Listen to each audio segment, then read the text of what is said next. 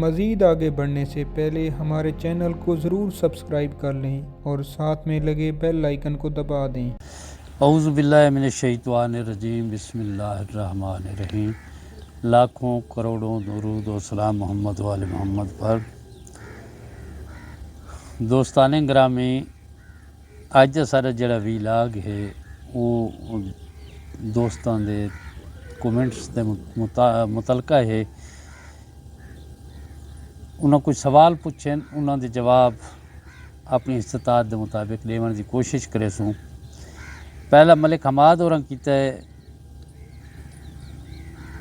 Message के घोड़े नाब कीरे मालिश के दरम्यान उत्ते सवारी करा या ना करा। सवारी करनी चाहिए, टुरदा फिरदा रहे, वर्जिश रासी चलदा फिरदा रासी तो उस बेहतरी आसी, उसके पट्ठे खुलसन, वो थोड़ा तरह वार्म अप थी सी, उस बेहतरी आसी। लेकिन सिर्फ मालिश नाल उस ठीक कोई नहीं थी होना। उसनों नाल खावन की दवाई दो जिहड़ी वो दवाई खावे ताकि वो खुले तो ठीक थी वे जी।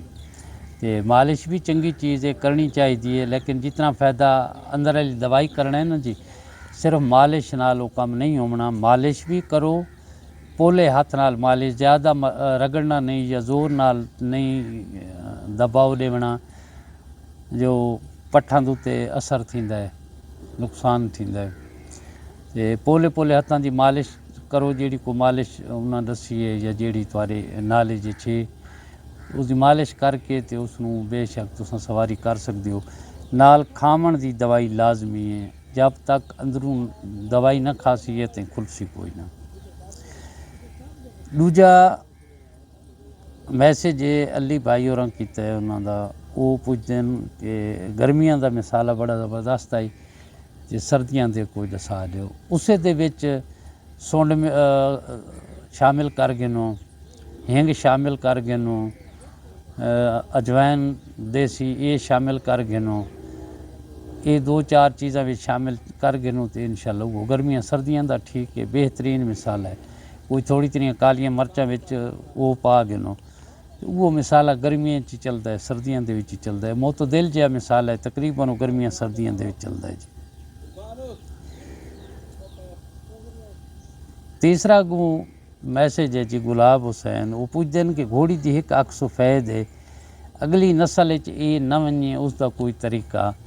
तो इसका वाहिद तरीका अल्लाह तो दुआ मंगो कि वो न वने, बाकी तो इसका कोई हाल नहीं जी, कोई मेडिकली ये तो कोई इसका मेरा ख्याल है कोई नहीं हाल, या कोई है सही तो सारे नॉलेज नहीं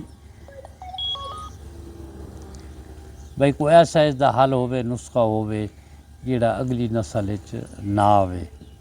बहरहाल घोड़ा इस उत्ते कोई वो क्रॉस करो जिहड़े दे पिछू मान के या चिट्टियां अखियां वाले ना होवन, तो इंशाअल्लाह उम्मीद अल्लाह नाल है कि उसके बच्चों के ना सी।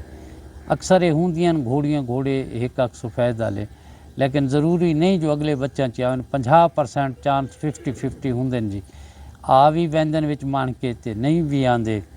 उन्हें जड़ा घोड़े का बच्चा है, इंसान का बच्चा है, तकरीबन 7 पुश्तां ताईं इसकी रंग शक्ल ये पिछलियां नस्लों ते होंदी है, वहदी रही है। तो बहरहाल अल्लाह बेहतर करे।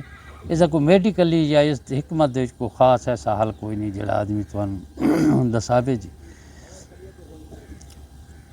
अगू है जी मोहम्मद ताहिर, वो पुछते हैं अबला घोड़े के बारे। अबला घोड़े के बारे हूँ नहीं समझ आई कि पूछना चाहते हैं।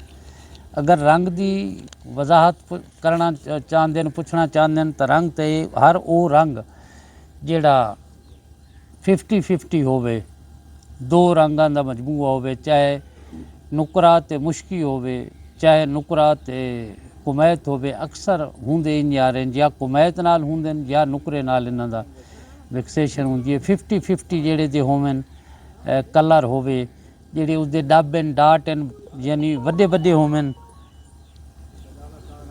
वड्डे डाट होवन जेड़े नुमाया कलियर दूरों नज़र आवन, यानी 50-50 रंग होवे, उसनूं अबला कह दें जी। ये बहुत पावरफुल घोड़े, ताकतवर घोड़े, अच्छे घोड़े, अमल वाले घोड़े होंदे हैं। लेकिन असां जेड़े मुसलमान हैं शरन असां इसनूं अच्छा नहीं समझते क्योंकि रिवायत के मुताबिक जोड़ा घोड़ा यजीद इस्तेमाल किया है वो अबला काई तो जाहिर है त्रै बरियाजमंद वो बादशाह आई उस अच्छा घोड़े इस्तेमाल करना आई अच्छा हाई तो उस अबला घोड़ा इस्तेमाल किया है अपने इस्तेमाल च रखा है अच्छे तो हैं लेकिन असा शरन न जी एहतरामन ये न इस्तेमाल करेंगे इंडिया के इस्तेमाल थींदन काफ़ी लोग इस्तेमाल करेंगे उत्थे आंदे भी हैं मारवाड़ियों के हैं दूजे काठियावाड़ियों के हैं बाकी नस्लों के भी हैं जी अबला इंडिया के इस्तेमाल थींदन बाकी अंग्रेज़ गैर मुस्लिम जितने और इस्तेमाल करेंगे